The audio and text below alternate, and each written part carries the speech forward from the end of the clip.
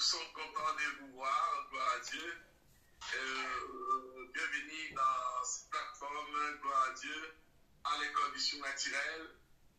Je suis content de vous présenter, très heureux de vous présenter le prophète Nuit.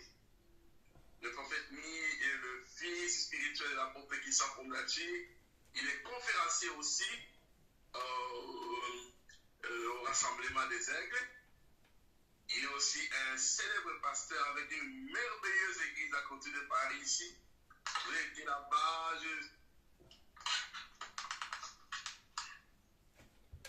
Et aujourd'hui, il est aussi semblé qu'il est parmi les conférenciers qui vont venir au Congo. Alors, quand Dieu envoie les prophètes, la nation reçoit la vie. Quoi, Jésus. Exactement. Nous sommes très heureux de voir la qualité du travail qu'il fait avec notre patriarche. Vraiment, c'est merveilleux. Prophète, nous vous recevons, on a hâte, on a faim de recevoir. Merci. À vous la parole. Grand honneur pour moi d'être avec vous. Je prends juste une minute de plus pour brancher mon chargeur. Ah, mais non, ça c'est d'accord. On va être coupé. Ok. Excusez-moi. Je pose ça. Je mets. Donc, du coup, Dieu est en train de lever de puissants hommes de Dieu pour redresser l'église. Je suis à l'église du prophète, je vis un travail formidable qu'il est en train de réaliser. Et il intervient beaucoup dans les grandes conférences du Rassemblement des Aigles. Aujourd'hui, nous avons la voix du prophète qui va nous apporter un message. Voilà, prophète, c'est bon. On est parfait, on est bon. Vous me voyez bien, vous m'entendez bien? Parfaitement bien. Ok. Excellent. Alors, on va commencer simplement par remettre tous ces instants au Seigneur. Amen. Seigneur, je te remercie vraiment pour le privilège, l'honneur et la grâce de pouvoir partager la parole sur cette plateforme, Seigneur. Merci pour cette plateforme apostolique qui a un grand rayonnement sur l'Afrique et bien au-delà. Seigneur, tu vois tous les continents, rappelle-toi de la parole prophétique qui a été relâchée sur ton serviteur, Seigneur, et je la vois se réaliser en participant à cette plateforme. Tu es fidèle, Seigneur. Tu es fidèle, tu sais tout ce que tu m'as donné en préparant cette rencontre, Seigneur, et je me suis mu véritablement avec l'apôtre Fondachi au Congo, en Afrique, et je sais que ça va être un programme très glorieux et puissant. Merci, Seigneur, pour tout ce que tu vas faire par avance, et nous déclarons ta volonté parfaite déjà établie. Nous la déclarons sur la terre parce que dans les cieux, ta volonté parfaite est déjà là et fixée. Merci pour cela. Merci pour tous ceux qui sont avec nous aux quatre coins du globe en cet instant même, dans le précieux nom de Jésus-Christ. Amen. Amen. Soyez tous vraiment bénis et honorés et que le nom de l'Éternel soit glorifié et adoré lui seul. Amen. Alors, une génération prophétique. C'est avant tout un privilège parce que l'apôtre Fondachi, mon père spirituel, est toujours en train de me dire il faut que tu prêches non pas aux brebis mais aux serviteurs. Et je sais que c'est ce qui est en train de se passer actuellement. Et je vais donc vous partager vraiment ce que Dieu a mis sur mon cœur en cette année 2026. Nous sommes dans un temps où le prophétique va prendre un tournant jamais vu. Parce que jusqu'à ce jour, comme le dit l'Écriture, les portes du royaume sont forcées. Ce sont pas les voyous, mais les violents qui s'en emparent. Et je crois vraiment que le Seigneur va chasser les voyous de la sphère prophétique. Parce qu'il y a eu trop de mélange, beaucoup trop de mélange. que le diable, le mélange, c'est avant tout la chair. Le diable rentre par la chair et le diable a fait un véritable carnage à travers un élément que je vais partager avec vous ce soir. Je voudrais juste vous mettre un petit historique en perspective. Vous êtes beaucoup mieux placé que moi qui suis en Occident, mais dans les années, à partir de 2012 jusqu'à 2018, chaque année, j'ai été au Bénin, à Cotonou, pour enseigner le prophétique auprès de plusieurs serviteurs de Dieu. Et ce qui a amorcé ce mouvement, c'est le fait qu'en 2012, lorsque j'y suis allé pour la première fois, aucune église là-bas ne voulait entendre parler du prophétique. Pourquoi ? Parce que je pense que vous le savez mieux que nous, il y a eu un tel mélange entre la sorcellerie, la voyance et le prophétique que il y a eu des familles brisées, des comptes en banque vidés, des enfants privés de leurs parents et des parents privés de leurs enfants. Il y a des couples qui ont éclaté parce que des hommes soi-disant prophètes sont rentrés, ont volé les femmes, ont volé l'argent, ont volé Dieu, ont volé la maison de Dieu et ont pillé salement le corps de Christ.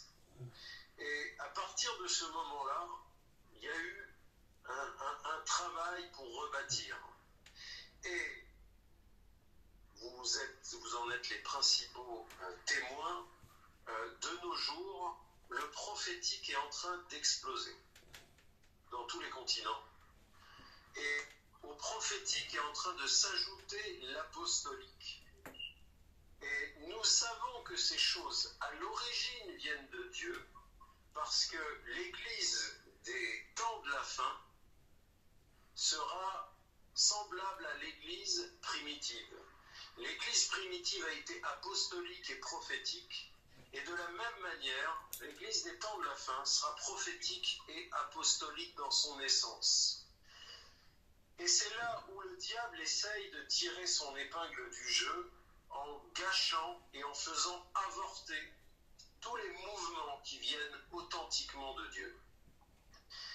Et ceux qui donnons ce pouvoir au diable, ce n'est pas les démons, ce n'est pas Dieu, c'est nous-mêmes, à commencer par nous, serviteurs et servantes de Dieu.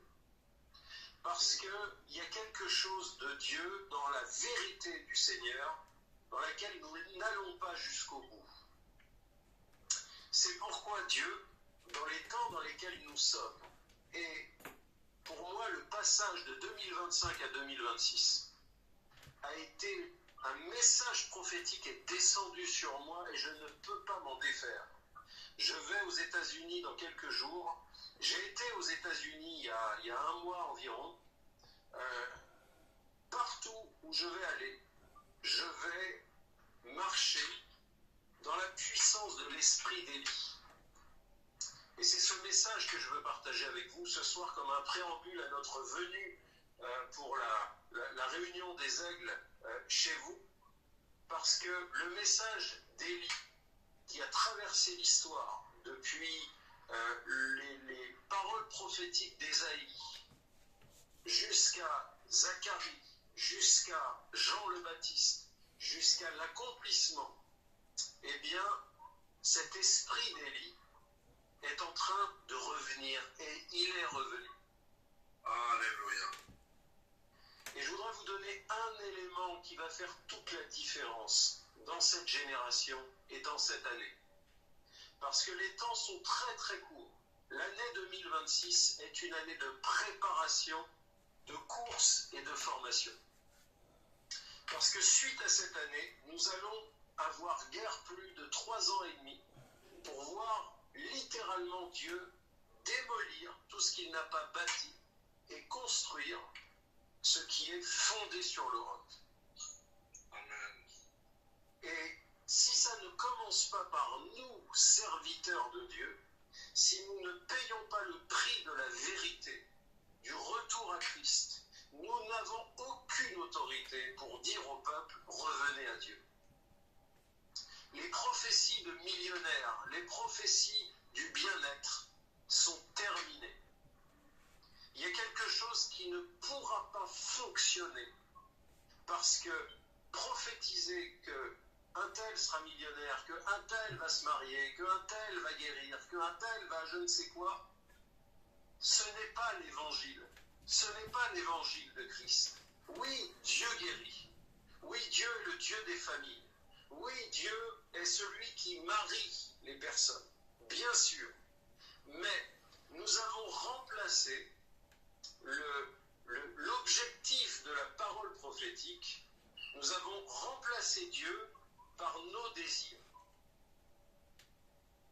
Et les faux prophètes sont venus et une parole prophétique tordue a trouvé son chemin dans le cœur de l'Église parce que nous avons choisi d'écouter nos désirs. Ça va jusque-là? Amen. Oui. Très bien. On comprend très bien. C'est juste un petit préambule parce que nous allons aller maintenant dans la parole et j'aimerais lire 3 passages. 3 passages. À commencer par Matthieu 11, versets 13 à 19. Et nous allons voir la première pierre d'achoppement qui n'est pas celle que l'on croit. Matthieu 11, 13 à 19, le Seigneur Jésus va dire « Tous les prophètes, aussi bien que la loi, l'ont prophétisé. Et que vous le croyez ou non, c'est lui, cet Élie, qui doit revenir. Que celui qui est capable d'écouter s'efforce de bien comprendre ce que je viens de dire. À qui donc pourrais-je comparer les hommes de notre temps? À qui ressemblent-ils? Ils vont comme ces gamins assis sur la place du marché qui crient à leurs camarades « Quand nous avons joué de la flûte, comme à un mariage, vous n'avez pas dansé. Et quand nous avons chanté des airs d'enterrement, vous ne vous êtes pas frappé la poitrine de tristesse. En effet, Jean est venu. Il ne mangeait ni ne buvait comme tout le monde. Qu'est-ce qu'on a dit? Qu'il n'est pas normal, qu'il est possédé par un démon. Le Fils de l'homme vient. Il mange et boit comme tout le monde. Et vous vous écriez, voyez-moi ça, il ne pense qu'à faire bonne chère et à boire du vin, il est l'ami des truands et des vauriens. Et cependant, les œuvres de la sagesse divine a faites, les œuvres que la sagesse divine a faites lui ont rendu justice. Un autre passage nous dit dans Matthieu 16, versets 22 à 24, Pierre l'ayant pris à part, se mit à le reprendre et dit « À Dieu ne plaise, Seigneur, cela ne t'arrivera pas. » Mais Jésus, se retournant, dit à Pierre « Arrière de moi, Satan, tu mets en scandale, car tes pensées ne sont pas les pensées de Dieu, mais celles des hommes. » On est ensemble? Amen. Amen. La porte d'entrée du faux prophétisme, ce n'est pas le diable, ce n'est même pas les péchés des hommes, c'est l'immaturité du peuple de Dieu. C'est l'immaturité. Ça veut dire que c'est quelque chose qui n'est pas évitable. On ne reproche pas à un enfant, à un bébé de ne pas savoir marcher. On reproche à ses parents de ne pas l'avoir éduqué. Est-ce qu'on s'entend? Très bien. Ça veut dire que le jugement commence par la maison de Dieu, et le jugement de Dieu vient lorsqu'il vient frapper à la porte, non pas des enfants, mais des parents, des pères de la nation, des pères du corps de Christ, des pères et des mères, de ceux qui sont les colonnes de l'Église, qui sont appelées colonnes de vérité.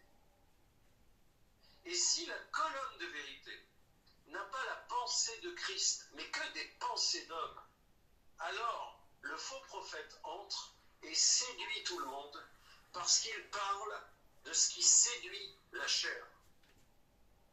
C'est pourquoi Dieu envoie l'esprit d'Élie à nouveau. Et je veux vraiment vous donner cette clé. Alléluia. Élie n'est reconnu que par les hommes à cause de ses miracles. Mais Élie n'est reconnu de Dieu que par son fruit. Je peux développer ça? Très bien. Allez, donne, envoie la sauce.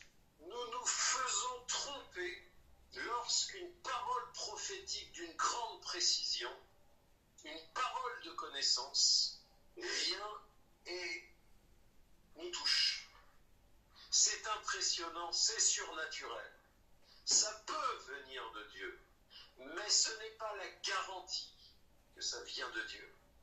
Ce n'est pas parce que Élie voit, ce n'est pas parce qu'un prophète vient chez vous et vous donne des paroles d'une grande précision que Dieu authentifie son message. Parce que une parole de connaissance n'est pas un fruit, c'est un appel. Une parole prophétique n'est pas un fruit, c'est une direction. Et c'est là, et c'est d'abord à nous, serviteurs de Dieu, d'endosser cette responsabilité. On ne peut pas laisser rentrer un loup déguisé sous prétexte que le surnaturel est là. Le surnaturel frappe le regard de l'homme, attire les foules, attire la chair, subjugue, presque hypnotise.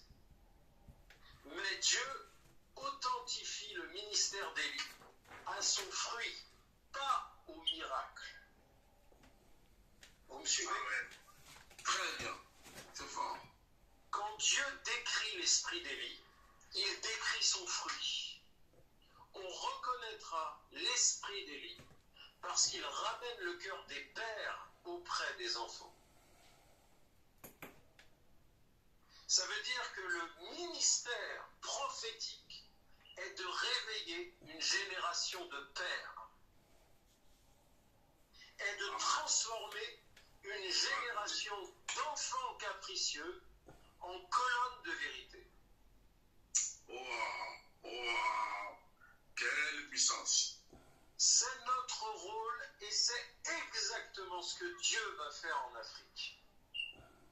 C'est ce qu'il va faire partout, mais vous êtes un continent absolument béni. Amen.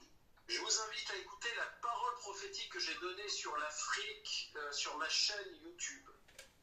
Parce que c'est une parole qui doit vous ouvrir les yeux et qui doit vous encourager.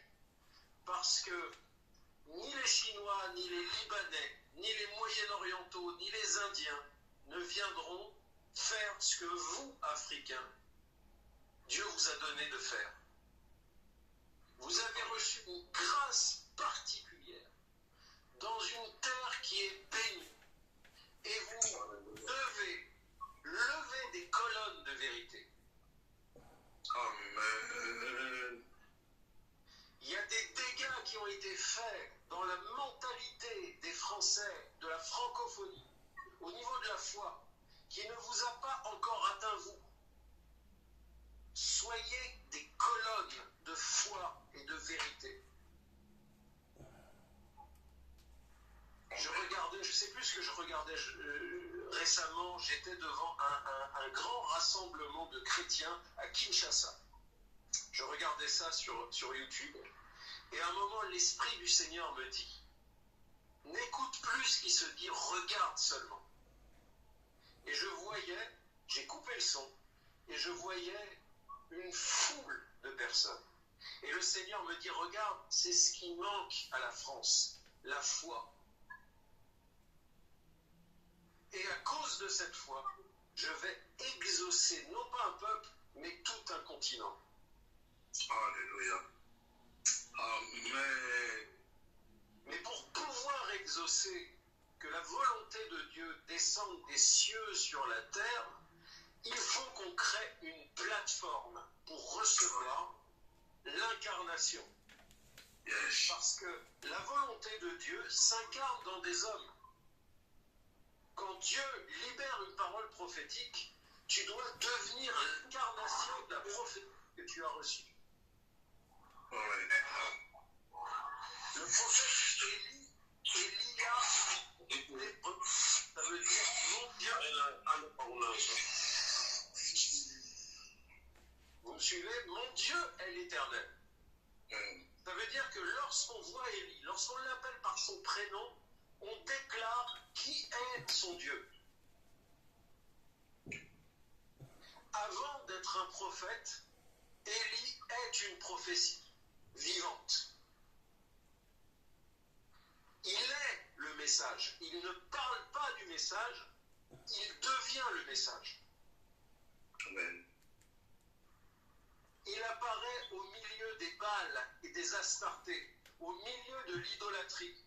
Et tous ceux qui veulent l'appeler par son prénom sont obligés de reconnaître que l'Éternel est Dieu. Amen. C'est notre génération. C'est ici et maintenant. C'est en train d'arriver. Yes.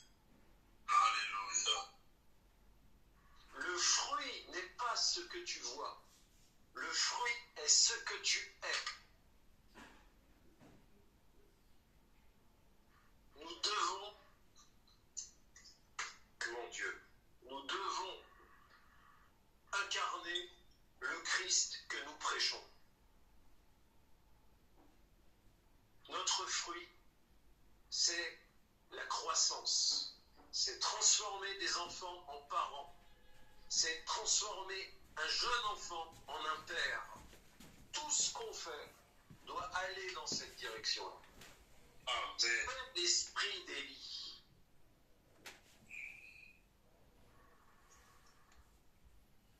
Quand il sera venu, il ramènera le cœur des pères aux enfants. Et remarquez que ce n'est pas le cœur des enfants vers les parents. Parce que l'enfant, il y a des choses qu'il ne peut pas faire. L'esprit d'Élie allume un feu dans le cœur des pères pour les amener à prendre conscience qu'une génération les attend. Amen. Alléluia. Ça va, je peux aller plus loin? Oui, bien sûr. C'est fort. L'importance d'une génération prophétique. Joël 2, versets 28 à 29. Après cela, c'est-à-dire après un temps de confusion, je répandrai mon esprit sur toute chair. Vos fils et vos filles prophétiseront. Vos vieillards auront des songes, vos jeunes gens des visions. Même sur les serviteurs et sur les servantes, dans ces jours-là, je répandrai mon esprit. Joël nous parle d'une génération prophétique. Une génération, c'est pas seulement les jeunes. C'est pas seulement une génération qui se lève. C'est aussi rallumer une génération qui s'était éteinte et endormie. Je veux vous amener cette vision d'un continent qui s'allume, d'une terre qui se rallume.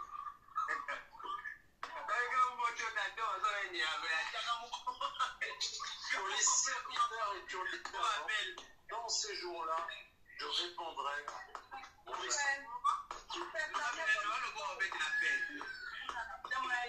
Ça va, vous m'entendez bien? Je vais l'avoir un bébé aussi. Oui, c'est bon. C'est bon? Ok. Oui. Donc, allons plus loin maintenant. Assumons qui nous sommes. Puisque nous prétendons servir ce grand Dieu, reconnaissons que le diable n'est qu'un opportuniste. C'est moi qui lui donne un accès. À cause de l'immaturité que je tolère dans ma vie, que je tolère dans mon église, que je tolère auprès de jeunes gens. Et c'est par l'immaturité que les prophètes rentrent et que les faux prophètes rentrent et saccagent tout. Est-ce que je peux vous donner 7 signes d'immaturité?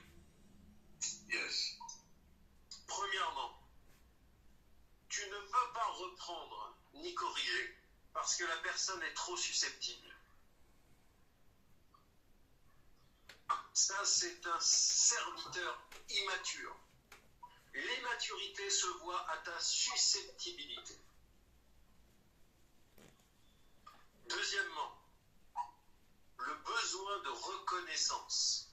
Je veux exister par mes dons. Je veux exister parce que je prophétise. Je ne prophétise pas parce que je veux servir Dieu. Je prophétise parce que j'ai un avantage. Ça va, ça fait sens ce que je vous dis? Très bien. Très très fort. On prend note de tout ça. Troisième, je suis instable émotionnellement. Je ne prophétise pas par l'Esprit de Dieu, je prophétise par mes émotions. On n'est pas d'accord avec moi? Ainsi parle l'Éternel, je vais tout brûler. On me fait des compliments. Ainsi parle l'Éternel, Dieu va vous élever et vous bénir. Ce n'est pas comme ça que l'Éternel fonctionne.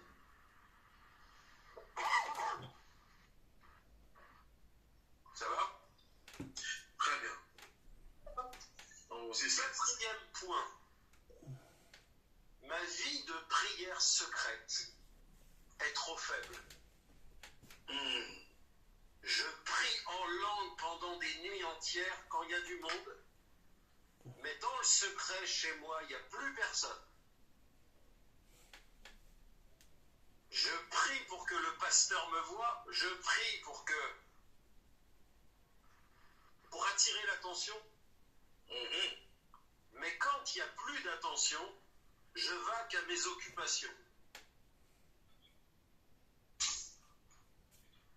Cinquième signe d'immaturité.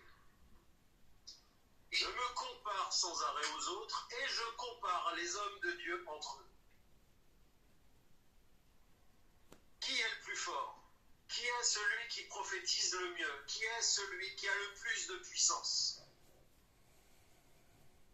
Jamais on ne trouve ça dans le cercle proche de Jésus-Christ.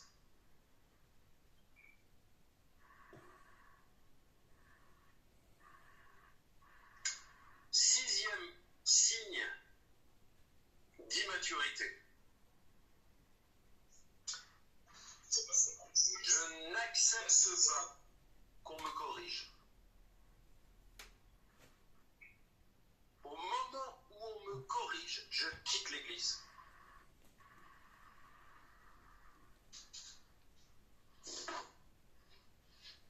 Ça va, ça fait sens aussi, tous ces points-là? C'est très important. Et ensuite, septième signe, toutes mes décisions sont basées sur l'émotion.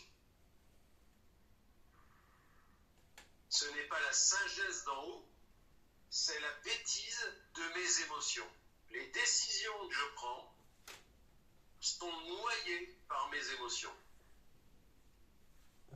La parole de Dieu dit, ne prononce jamais sous la colère. Celui qui est sage ne parle pas quand il est en colère. Et combien d'entre nous, on utilise le prophétique pour se libérer de nos frustrations?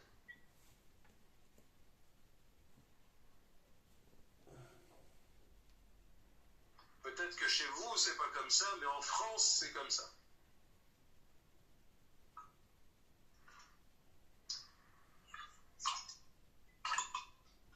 Donc, je vais rajouter ça. L'onction attire des multitudes. Mais celui qui est mature accepte la discipline. Et la discipline construit les fondations de la maison. Wow. L'onction attire les foules, mais la discipline construit les fondations de la maison. C'est vrai pour une famille, et c'est vrai pour la maison de Dieu.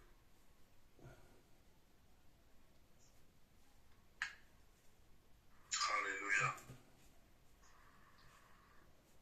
Et on va voir maintenant une vérité profonde sur le ministère prophétique et la conséquence d'une génération qui doit être levée dans le prophétique. Parce que la réunion des aigles, l'assemblée des aigles, quand les aigles se rassemblent, ils ne se rassemblent pas dans le vide. Ils se rassemblent pour grandir, pour étendre le territoire, pour s'encourager mutuellement, pas pour se jalouser, pour devenir matures, pour faire leur nid dans les creux des rochers, dans les hauteurs. C'est pour monter ensemble. Donc, nous devons rentrer plus profondément dans l'écriture parce que les profondeurs appellent les hauteurs. Amen. Nous voulons monter sans aller d'abord chercher les profondeurs. Et je voudrais vous donner quelques éléments sur la vie de Élie et de Élisée. Parce que Élie et Élisée représentent plus que deux hommes. Notez ça vraiment parce que je sens que le message que je dis, c'est juste un début et qu'on va continuer quand nous serons présents avec vous. Alléluia. Dieu a Amen. vraiment un plan. Amen. Dieu a un plan et Dieu est en train de bâtir une plateforme. Amen. Amen. Élie et Élisée sont plus que deux prophètes. Si vous connaissez ces passages bibliques, quand Élisée va dire « Mon père, je veux une double portion de ton esprit. » Mais il y a quelque chose qu'on ne comprend pas dans ça. Nous, on comprend la quantité. On comprend la quantité tout comme on est subjugué par les miracles du feu qui descend lorsque Élie consume les faux prophètes. Et bien sûr que Dieu est puissant, et bien sûr que le surnaturel doit frapper les cœurs et frapper les foules. Nous sommes d'accord là-dessus. Mais nous sommes des gens de l'esprit. Donc nous devons aller plus profondément que ce que nos yeux voient. Amen. Et quand nos yeux voient plus profondément que le miracle physique et le surnaturel, quand nous traversons le voile de l'esprit, nous comprenons qu'Élie et Élisée sont plus que la représentation de deux prophètes. Quand Élisée va dire « Donne-moi une double portion de ton esprit », c'est pas un langage spirituel seulement, c'est un langage juridique.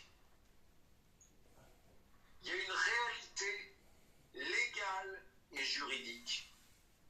Parce que nous voyons ces deux hommes traverser 4 territoires, puis arriver au-delà du Jourdain. Wow. C'est seulement au-delà du Jourdain que Élisée va faire cette demande à Élie. Et lorsque chacun va traverser les territoires, il rencontre d'autres fils des prophètes. Ça veut dire qu'il y a une multitude de fils des prophètes, mais un seul Élisée. Amen. En langage juridique, il y a une multitude de prophètes, mais un seul successeur, héritier légal.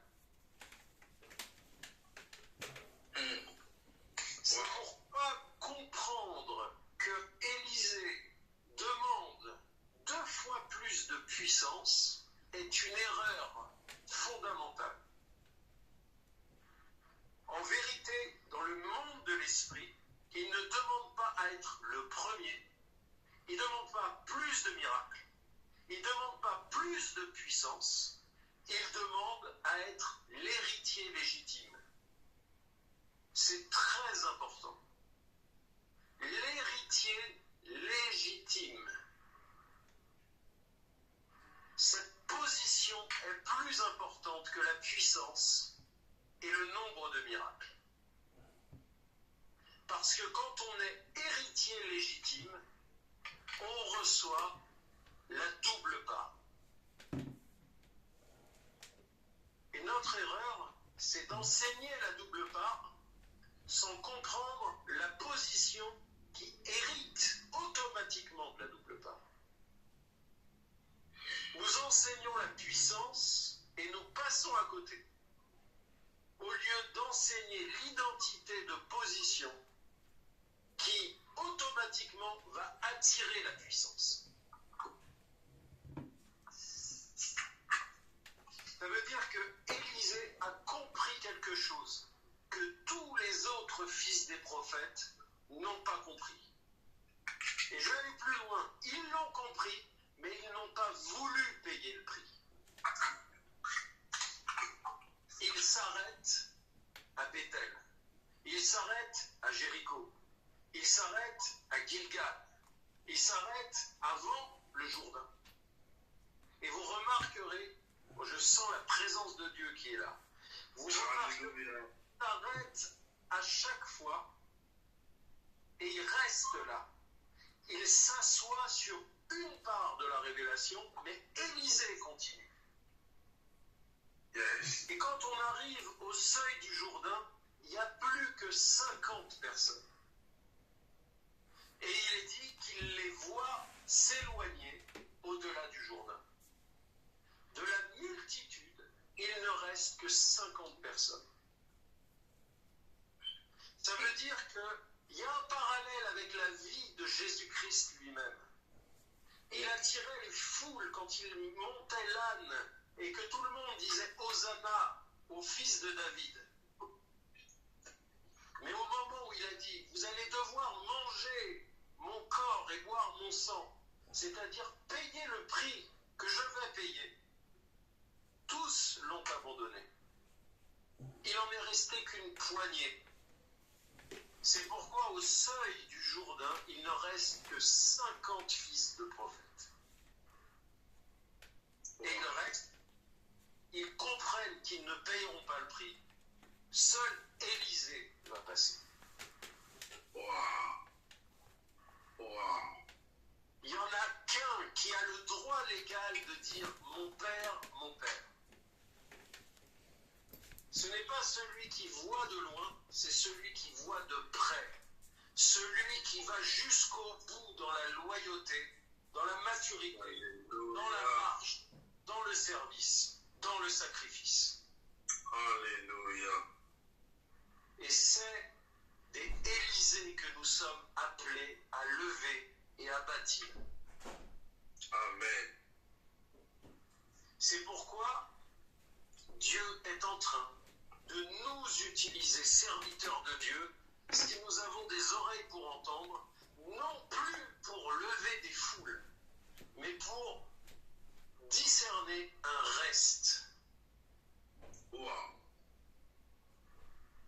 Parce que Jésus a répandu l'évangile, non pas avec 120, non pas avec 3000, mais avec 12 personnes.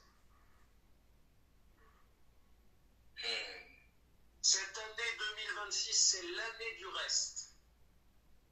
Yes. Servantes de Dieu, nous devons demander au Saint-Esprit le discernement du reste. Yes. Nous ne devons pas craindre pour les finances. Nous ne devons pas craindre pour quoi que ce soit. Pour la réputation, pour un nom. Nous devons chercher le reste parce que lorsque Dieu a diminué les milliers qui suivaient Jésus en 12 personnes, les 12 sont devenus 120. Les 120 de la chambre haute sont devenus 3000 en un jour. Mon Dieu. Yes. Notre Dieu est le Dieu de la multiplication des pains et des poissons. Alléluia. Si nous savons diminuer, il saura nous multiplier. Amen. C'est un message de sacrifice pour nous, serviteurs de Dieu. Seigneur Jésus. Mais si nous disons oui au Seigneur, nous serons surpris à la fin de cette année de voir, lorsque nous aurons l'impression qu'il ne reste rien, comment Dieu va multiplier à l'extrême, parce que nous sommes la descendance d'Abraham dans l'esprit, Amen. héritiers aussi nombreux que le sable de la mer et les étoiles du ciel. Wouhou!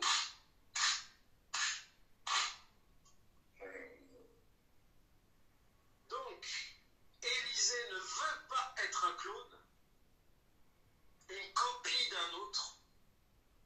Il demande le droit légal de prolonger la lignée prophétique à la génération suivante. Le manteau tombe. Oh, je sens la présence de Dieu quand je dis ça. Oh, Rabba Shandama. Alléluia. Seigneur, visite tous ceux qui sont connectés à cette plateforme maintenant. Allume dans leur cœur le feu d'Élie. Que ton onction descende, Saint-Esprit, vraiment que cette génération dans laquelle nous sommes en plein centre puisse transformer les nations, Seigneur. Donne-nous de chercher et de trouver un reste, de former un reste, d'envoyer un reste. Dans le nom de Jésus-Christ. Élisée a une vision du long terme. Il ne se contente pas d'une promesse. Il ne se suffit pas à lui-même. Il a dans son cœur l'idée de stabiliser ce que son père a amorcé. Deuxième parallèle avec Jésus-Christ, notre Seigneur. Il va dire, je ne fais rien de ce que je ne vois le Père faire. Ça veut dire que Jésus vient établir sur la terre, amorcer sur la terre ce que son Père a dans les cieux. Et lorsque Jésus arrive à la fin de son ministère, il transmet à la génération apostolique et prophétique. Voilà l'importance d'une génération prophétique. Mais une génération prophétique n'est véritablement une génération que lorsque ce sont des fils et des filles, des héritiers authentiques. Et ce n'est pas la puissance qui fait l'héritier, c'est le cœur, la loyauté et l'attachement. On peut manifester la puissance. On peut courir après l'impactation. On peut courir après l'onction. C'est pas ça qui fera de nous des fils. Le fils et la fille authentique se discernent dans le silence. Pas quand tout va bien. Quand le père est calomnié. Quand la gloire s'effondre. Quand il n'y a plus d'argent. Je reste avec toi. Je vais avec toi. À chaque fois, Élie va dire, reste ici, reste avec les autres. Et Élisée va dire, non, je ne suis pas comme eux, moi je suis comme toi. Alléluia. Amen, amen, amen. L'héritier légitime, c'est celui qui reçoit le manteau. Yes.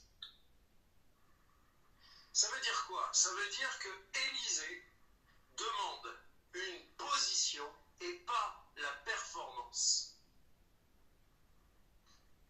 La performance va te rendre riche, la position va te rendre humble. Wow. Dieu est en train de chercher des gens qui veulent être humbles. Et quand tu seras humble, Dieu va te rendre riche. Il te rendra riche pour son royaume, parce que celui qui est humble n'utilise pas l'argent comme un aimant pour lui-même. Parce que c'est le cœur circoncis qui est humble, pas le corps.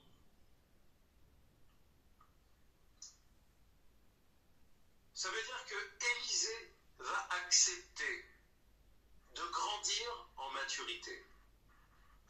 Peut-être que Élisée, au début, ne savait rien faire. Il était profondément immature.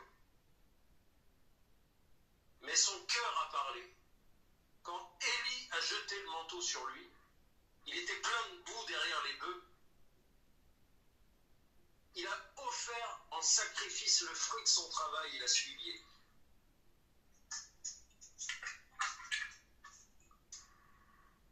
Donc Élisée va suivre le processus et la vision jusqu'au bout.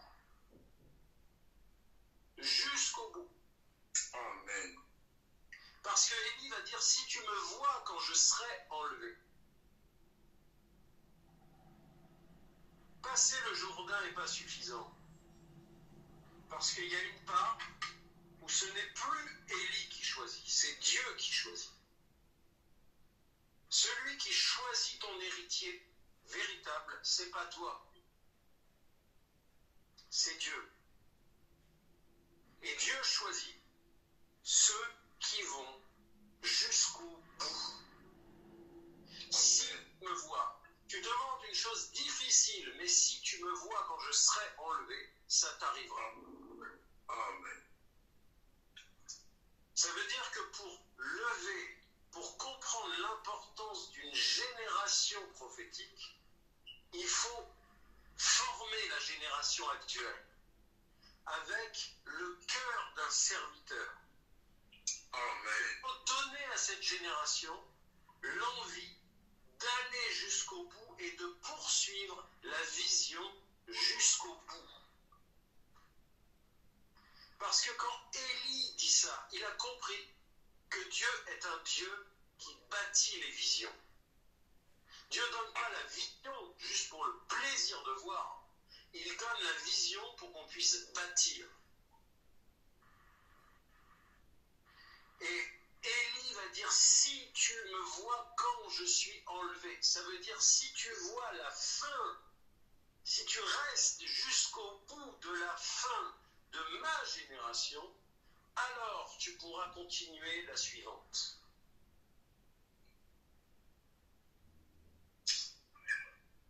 C'est pourquoi l'ange a dit aux apôtres qui regardaient Jésus s'envoler et être entraîné derrière le nuage, l'ange va dire à tous ces gens, pourquoi vous avez les yeux rivés vers le ciel?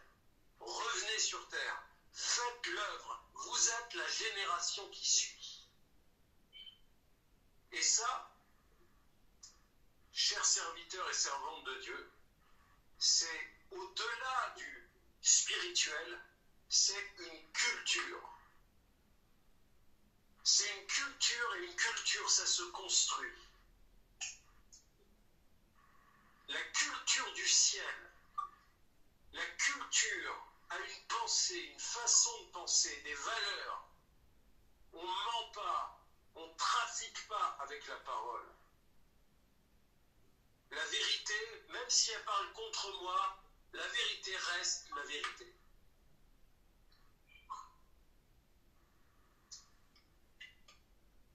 Donc,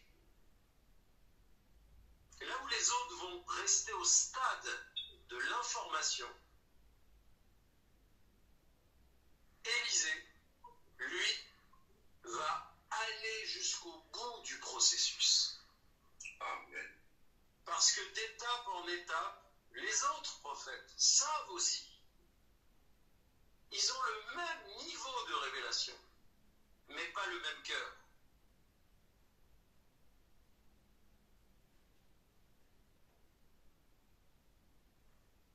Et si vous comprenez ce que je suis en train de vous partager, je suis en train de démonter les 7 points d'immaturité. Tout à fait.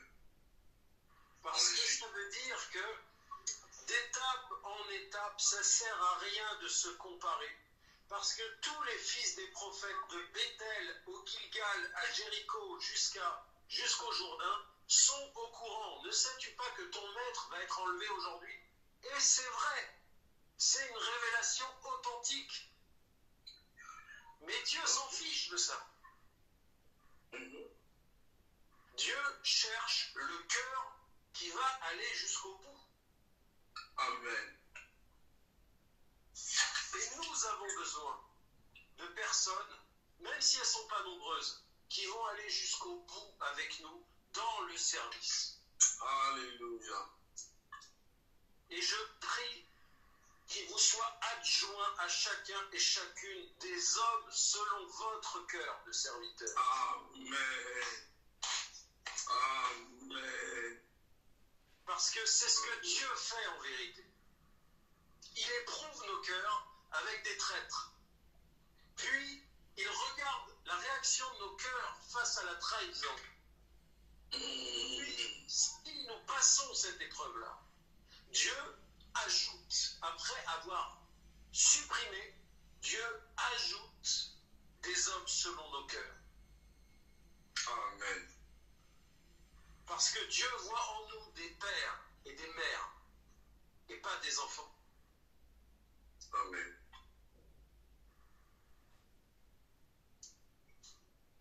Ça va, il y a encore un peu de temps? Et oui, bien sûr, vous avez encore 30 minutes. Très bien. Donc, les autres avaient l'information juste. Ils prophétisaient juste. Ils discernaient juste. Ils avaient une puissance juste. Mais ils ont refusé d'aller au bout du processus. Et ça, c'est la différence entre un chrétien et un disciple. Yes. Excusez-moi de le dire comme ça, c'est même pas pour appeler quelqu'un prophète, c'est juste la différence entre un chrétien et un disciple.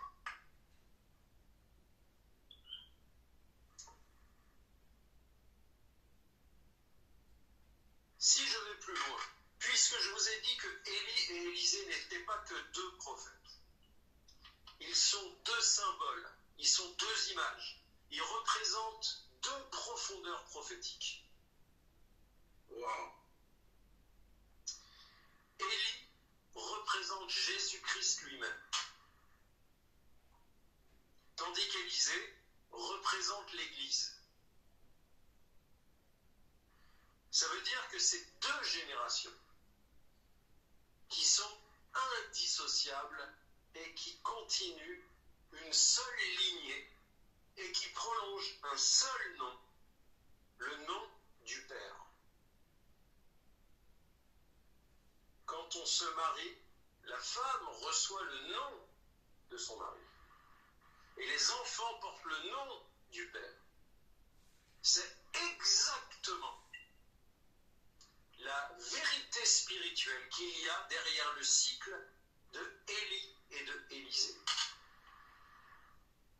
Parce que Élie et Élisée ne sont pas juste des prophètes, ils représentent un système spirituel, un mécanisme spirituel dans lequel nous devons re-rentrer. L'Église primitive avait compris ça. On a été le fruit, on a réamorcé un cycle et nous devons poursuivre jusqu'au retour de Christ. Amen. C'est la génération prophétique et l'importance d'une génération qui a compris le monde spirituel. Prophétiser la couleur de tes chaussettes, ton numéro de téléphone, ne fait grandir personne, ne transforme aucun chrétien en disciple. Amen. Si on s'arrête à ça, on est les plus malheureux des hommes. Quand on me révèle quelque chose que je sais déjà, si tu me révèles le nom de mon arrière-grand-mère, où est Dieu dans ça? Je veux bien entendre qu'il m'interpelle, mais après, je veux rentrer dans les profondeurs. Je veux que Dieu révèle mon cœur. Le prophète Samuel, qui est le voyant par excellence, va dire à Saül, alors qu'il était jeune, mangeons ensemble et demain, je te révélerai tout ce qu'il y a dans ton cœur. Yes. Alléluia. Il m'a révélé où étaient les âmes de son père. Très bien. Première étape. Maintenant, soyons sérieux. Je vais révéler tout ce qu'il y a dans ton cœur. Alléluia. Et c'est pourquoi l'esprit d'Élie agit dans le miraculeux, mais se révèle par la relation. Il nous ramène à notre Père. Il nous ramène comme fils et filles. Il nous établit comme père et mère. C'est le fruit de l'esprit d'Élie. On reconnaît l'arbre à son fruit.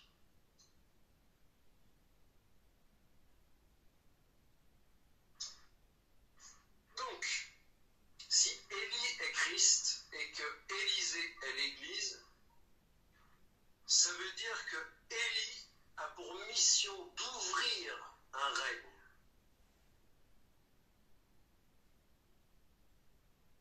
Vous me suivez? Je sens la présence de Dieu qui va venir comme une vague encore. Parce que Jésus va dire, allez prêcher que le royaume s'est approché de vous. Comprenez-moi bien, Jésus-Christ vient produire un choc parmi les Juifs et parmi les païens. Il vient produire un choc en ouvrant une brèche, c'est-à-dire en faisant rentrer le royaume de Dieu dans la société des hommes. Et partout où il va, le royaume de Dieu s'est approché de vous. Alléluia. Quand Jésus vient, c'est le début d'une invasion. C'est le ciel qui commence à envahir la terre. Et Élisée vient après Élie pour installer le règne qu'il a ouvert. La génération prophétique va installer la vérité pure et sans défaut de l'évangile de Jésus-Christ. Dans ton travail, dans ton gouvernement, dans ton église, dans ta famille, chez tes amis, chez tes ennemis. C'est le système de Élie et Élisée. Élie vient pour confronter le roi. Élisée vient derrière pour établir son règne. Amen. Seigneur. Je voudrais aller plus loin. Je sens l'esprit me dire, attends d'être là-bas. Alléluia.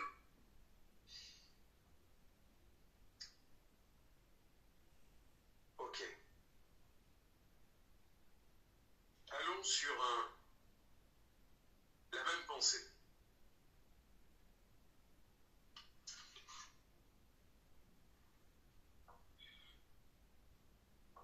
Je voudrais comparer pour que vous puissiez comprendre de manière concrète ce que je viens de vous partager. Le passage d'une génération à une autre.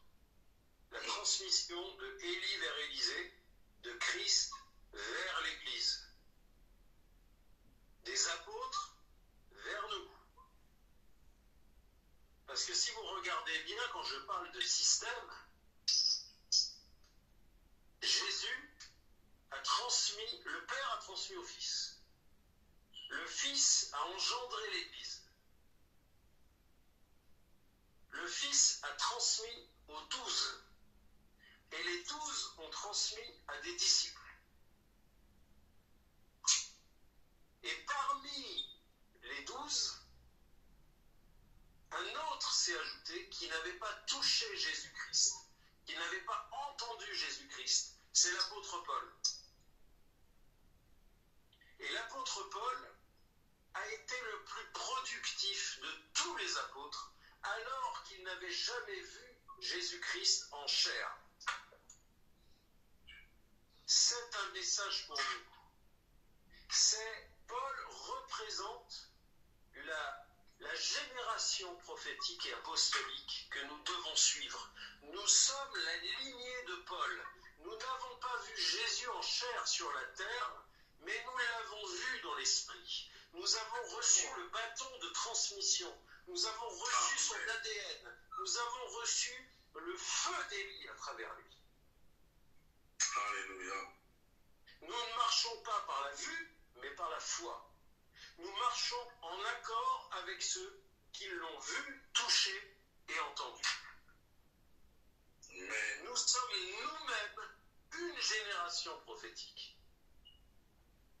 Amen. Nous devons laver nos robes dans le sang de l'agneau. Nous devons effacer nos rides et toute espèce d'impureté. Nous devons nous mettre à part nous-mêmes pour notre Dieu et nous consacrer à nouveau pour pouvoir être légitimes pour transmettre aux autres. Amen. Parce que celui qui est défiguré va transmettre sa plaie à la génération suivante. Parce qu'on ne peut donner que ce qu'on a reçu.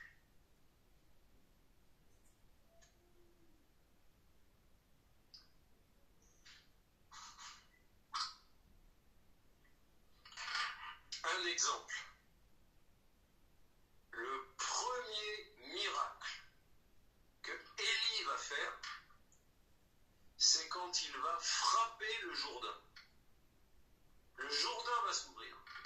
Ils marchent tous les deux. Élie frappe le Jourdain. Et ils passent tous les deux à pied sec. Élie est enlevé. Ça veut dire que Élie a ouvert une brèche. Il a marqué un sceau d'autorité. Élisée va passer après. Et il va faire le chemin inverse. Si vous regardez bien, le chemin aller est avec Élie vers le ciel. Et comme il y a une génération qui est engendrée à travers Élisée, cette génération ne monte pas tout de suite. Elle doit d'abord établir le règne sur la terre. Donc Élisée va faire le chemin inverse et il va reproduire exactement les mêmes signes que Élie. Pour pouvoir passer à pied sec, il va retirer son manteau, prendre le manteau d'Élie, frapper le Jourdain et va dire « Où est le Dieu d'Élie ?» Amen.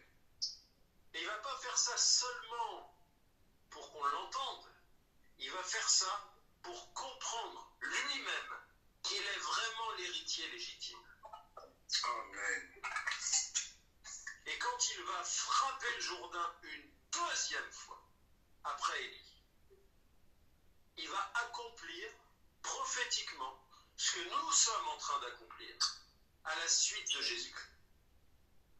Amen. Jésus est venu annoncer et poser les fondements du royaume. L'Église, c'est-à-dire nous, on est là pour établir, stabiliser le règne. Ça veut dire que l'autorité d'Élie est continuée dans la génération d'Élisée.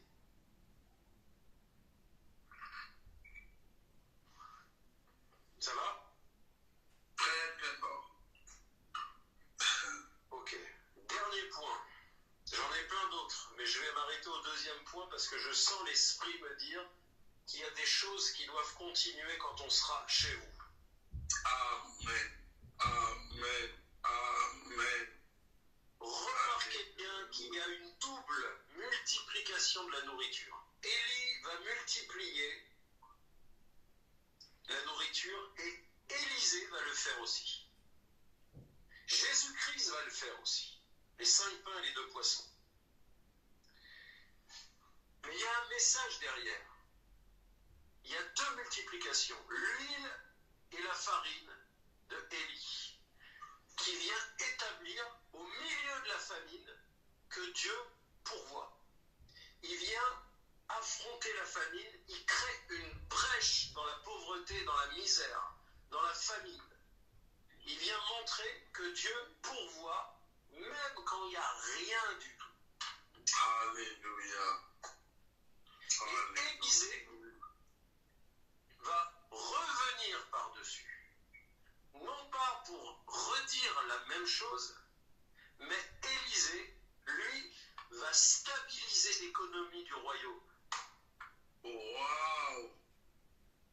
Parce que Élisée, lui, va faire couler l'huile. Et il va dire remplis les jarres, remplis les jarres, remplis les jarres, jusqu'à ce qu'il n'y ait plus de jarres à remplir. Et ça, c'est un message qui va au-delà du Dieu qui pourvoit. C'est la continuité, c'est la génération qui vient prouver, en établissant le règne de Dieu de manière stable et solide dans l'économie de votre nation, de ma nation, et dans l'économie des continents. Alléluia. Et ça, ce n'est pas Jésus-Christ qui le fait. C'est vous et moi, mes amis. C'est à nous. C'est nous qui avons reçu la responsabilité et l'autorité d'établir ce que Jésus a fait déjà. Alléluia. Alléluia. Je m'arrête là pour ce soir. J'aimerais vraiment continuer. Moi, je pourrais prêcher pendant 3-4 heures sans problème. Mais je m'arrête là. Je veux vraiment obéir à l'Esprit. Je sens vraiment, apôtre, qu'il y a quelque chose de très spécial que Dieu va faire. Je ne sais pas quoi. Mais je sens profondément que le fruit de ton travail, de tous ceux qui sont avec toi, va prendre une autre dimension. Alléluia. Je crois que du haut du ciel, Dieu va exaucer sur la terre. Je sens dans mon esprit comme des... Je ne sais pas comment ça se passe chez vous, mais pour nous, dans les villes, il y a des maires. Je ne sais pas si vous les appelez de la même manière, il y a des maires où... Moi, je viens d'un autre pays encore, donc c'est pas tout à fait pareil. Mais en tout cas, il y a des autorités dans les régions qui vont être touchées à cause du travail que Dieu fait avec vous. Alléluia. Alléluia. Dieu va toucher le cœur d'autorités dans les villes et dans les régions, à 3, à 2, 3 et 4 niveaux. Alléluia.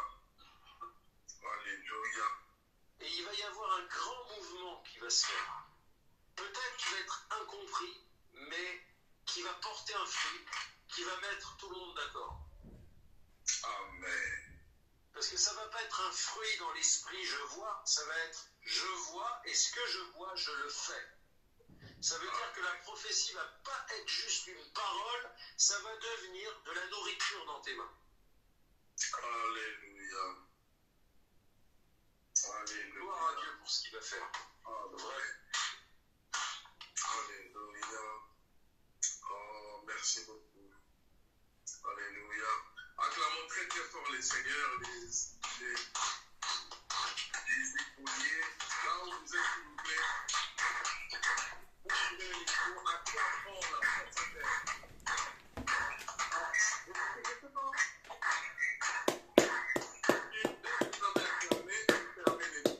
Merci, c'est gentil. Et c'est ainsi que là où vous n'étiez pas en train de dormir. Parce que quand Paul était en train de donner des discours, en train de donner des révélations, un monsieur dormait à côté de la fenêtre et il est tombé. Et il est mort.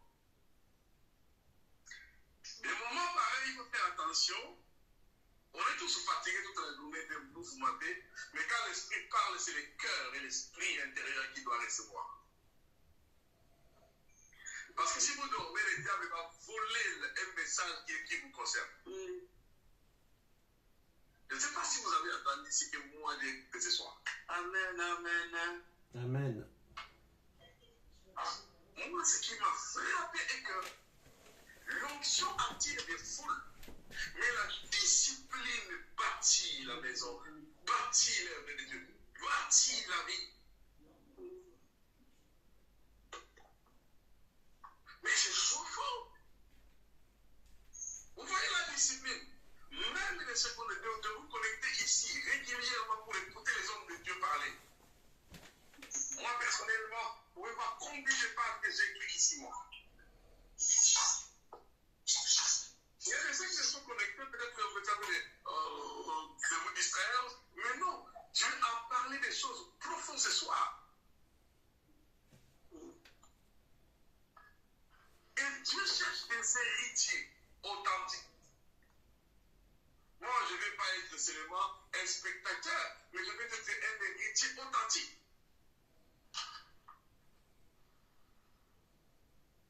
Oh, merci. En fait, nous sommes très bénis. Je ne vais pas parler seul. Je donne d'abord 2 personnes, donc on a fait quelques minutes, 12 minutes avec nous. 2 personnes ou 3 personnes qui peuvent parler par rapport à la parole. Qu'est-ce que vous avez retenu dans ce que le prophète a dit? Parce que moi, j'ai entendu Dieu parler pour cette génération prophétique. Moi, quand je priais par rapport à cet enseignement de ce soir, je savais que Dieu avait des choses à me dire que je n'ai jamais connues. Et aujourd'hui, Dieu m'a exaucé. Des disciples fidèles qui n'abandonnent pas, mais qui restent même quand tout va mal. Amen. Je suis béni. Alors, je laisse la parole s'il y a 1 ou 2. Une ou 2 personnes qui peuvent parler, s'il vous plaît, par rapport à la parole que nous venons de suivre ce soir. Parce que moi, j'ai retenu des choses tellement puissantes qui ont impacté mon esprit terriblement. Alléluia, gloire à Dieu.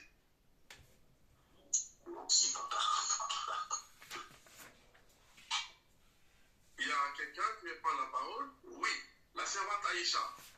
Ouvrez votre micro. Vous voulez parler? Qui veut parler? C'est par rapport à la parole. Je vais parler. Oui, pasteur Olivier, Josué Alangoula. Oui, allez-y. Oui, merci beaucoup pour la parole. Vraiment, la parole était vraiment très bonne. Une parole de qualité. Vraiment un enseignement très puissant, très fort. C'est terrible. Alors, mais ce que je demande, c'est un peu rapide. Il y a d'autres choses qui nous passaient, qu'on n'a pas écrit. D'accord. Est-ce que Jean-Philippe, tu as enregistré le message ou pas? Oui, j'ai enregistré, vous pourrez réécouter. Le message est enregistré, ne vous inquiétez pas. On va vous envoyer. Il y a aussi un fils qui a écrit tout ce que le prophète a enseigné. On va envoyer l'audio et on va envoyer aussi le manuscrit. Donc le vrai c'est pour parce que quand l'esprit parle à mon serviteur, il suit la direction du vent. Heureusement que Jean-Philippe est là pour capter et enregistrer le message et on va vous envoyer ça. Oh. Merci beaucoup, papa. Merci beaucoup. Vraiment, félicitations. Parce qu'il y a des révélations que j'ai écoutées ici. Depuis qu'on a commencé le ministère, je n'ai jamais su ça. Que Élie, c'est Jésus et Élisée, c'est l'Église. Vraiment, ça c'est terrible. Ça, c'est terrible. Merci beaucoup. Merci beaucoup. Ok. Qui doit intervenir par rapport à ce que l'homme de Dieu a enseigné? Oui, il y a évêque Romain qui est là, qui va aussi prendre la parole pour parler quelque chose par rapport à la parole. Bon, merci. Comme le bien-aimé de l'Angola l'a dit,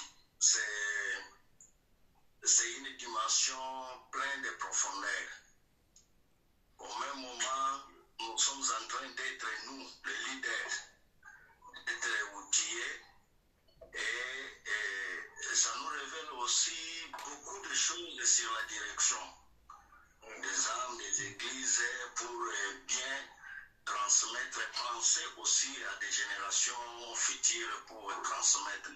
Je suis en train de comprendre une chose que l'immaturité du peuple de Dieu aujourd'hui, c'est une porte d'entrée des faux prophètes. Les faux prophètes qui sont en train d'envahir les églises aujourd'hui, c'est suite à l'immaturité du peuple de Dieu. Ça, c'est quelque chose de très frappant. Donc, nous nous sommes en train de travailler, nous sommes en train de conduire l'Église. On doit beaucoup travailler aussi sur la maturité. Les gens doivent grandir. Si les peuples qui sont à nos dos ne grandissent pas, ils seront facilement manipulés par les faux prophètes qui sont en train de planer vraiment dans le monde. Ça, c'est quelque chose de très profond que je me suis dit à moi-même, on doit avoir un égard sur la maturité des peuples que nous sommes en train d'encadrer, de diriger. S'ils ne sont pas matures, ils seront vraiment à la proie des faux prophètes qui sont en train de travailler aujourd'hui. Ça, c'est quelque chose, et je me disais, en entendant parler le prophète, c'est comme s'il y a beaucoup dans son dépôt. Donc il faut penser, on a beaucoup écrit, mais j'ai senti qu'il y a encore des choses. Il n'a pas fini de le parallélisme est là, comme mon bien-aimé en Angola l'a dit, de lire Jésus, Élysée, l'Église, comment l'Église doit établir le règne. L'Église doit établir le règne.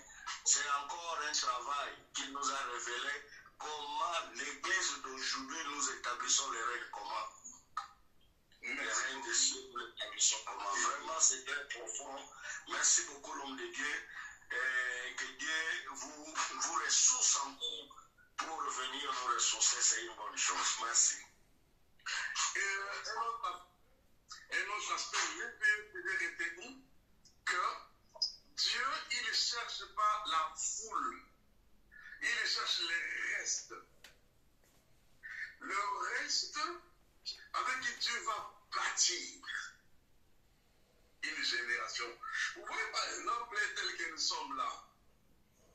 Nous sommes les restes que Dieu est en train de préparer pour entrer dans le fossé qui se passe là-bas, au Congo et dans d'autres pays, pour amener les changements.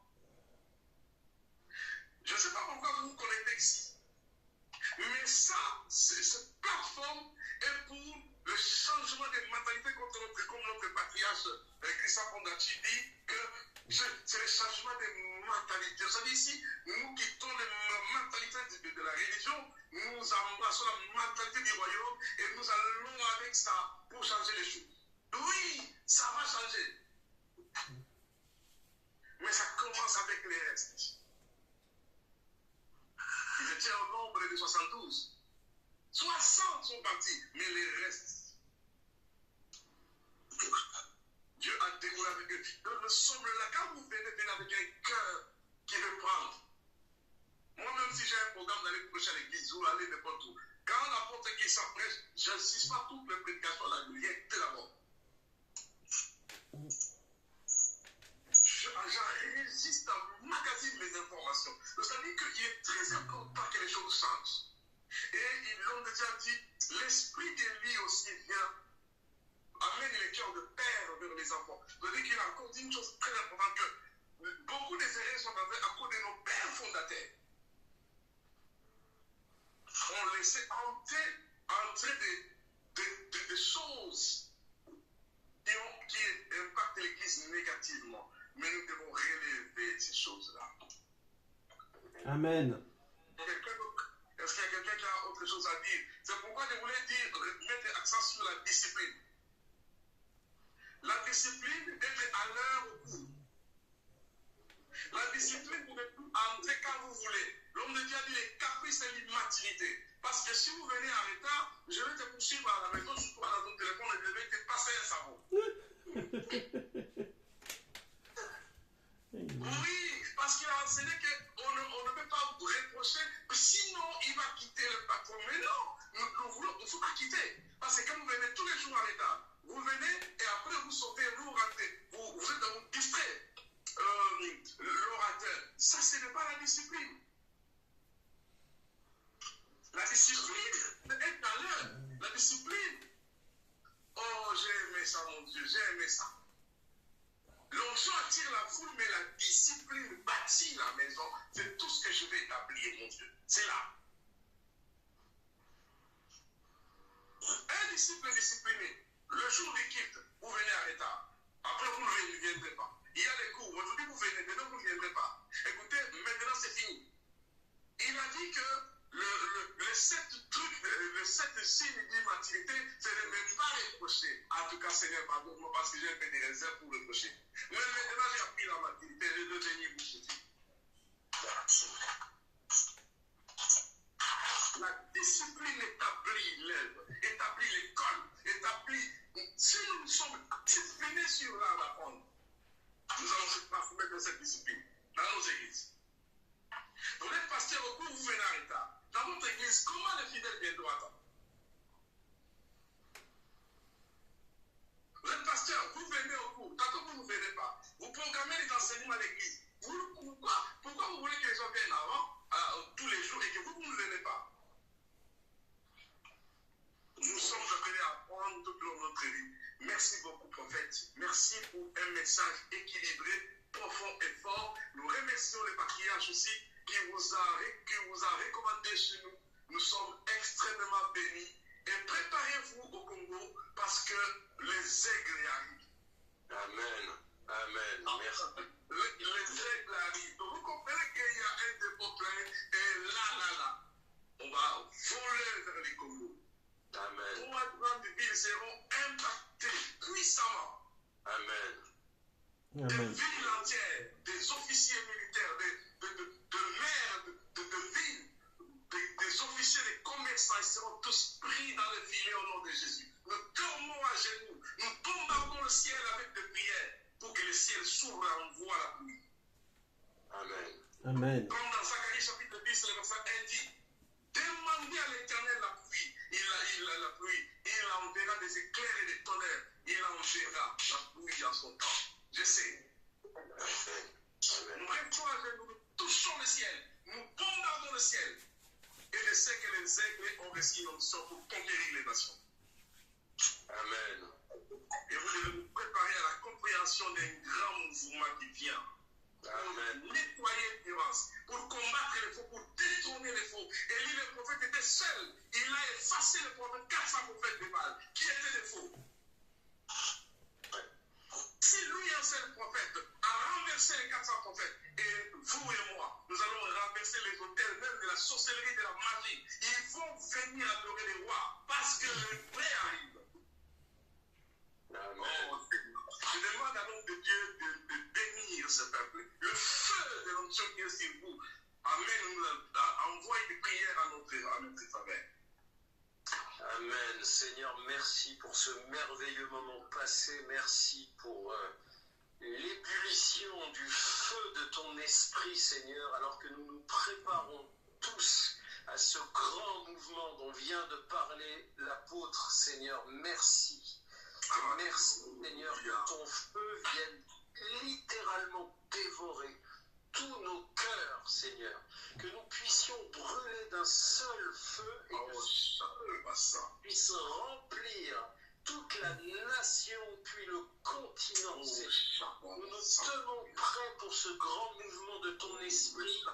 Saint-Esprit, utilise-nous puissamment. Dans le nom de Jésus. Merci pour l'esprit d'Élie qui est revenu. Merci pour l'esprit d'Élie qui se répand. Merci pour l'esprit d'Élie qui ne laissera aucune idole debout. Dans le nom de Jésus. Amen.